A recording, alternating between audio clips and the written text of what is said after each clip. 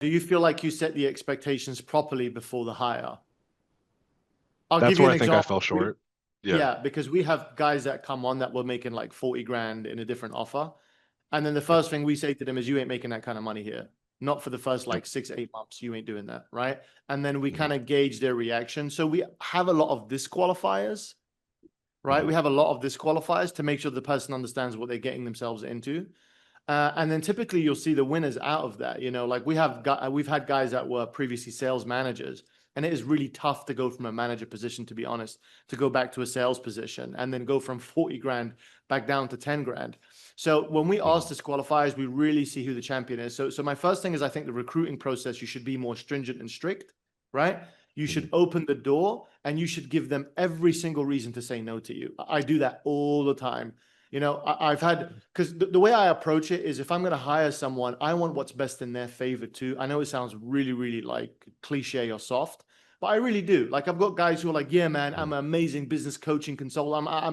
I'm like, okay, cool. So I run a test on them, and I've spoken to this before with Brooklyn, right? We run tests. They fail the test miserably, and they're like, oh my god, I don't think this is right for me. And I'm like, yeah, well, that's what I wanted you to figure out.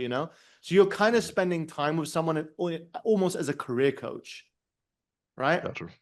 And you really want to think Okay. about what they're getting into for them as much as for yourself. Because what you want is, you want to get someone to close for you. But what they want is Mhm. something totally different. Dude, I just want to spend time with my family. Da, da, da. But you're looking for someone who's going to work 7 days a week, totally Mhm. misaligned. Right. So Yeah. get the expectations very clear, get the alignment very clear, and look at it like a sale.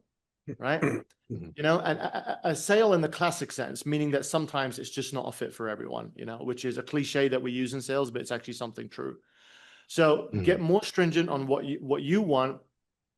Don't accept everybody that comes on board, because everybody that's a sales guy, especially when you look at their CV, guys jumped on offer to Mhm. offer to offer. Like, those people Mhm. for me are the biggest red flags. Like, dude, what is it that you're looking for? You jump from Yeah. all of this, and they'll give you some bullshit excuse, by the way.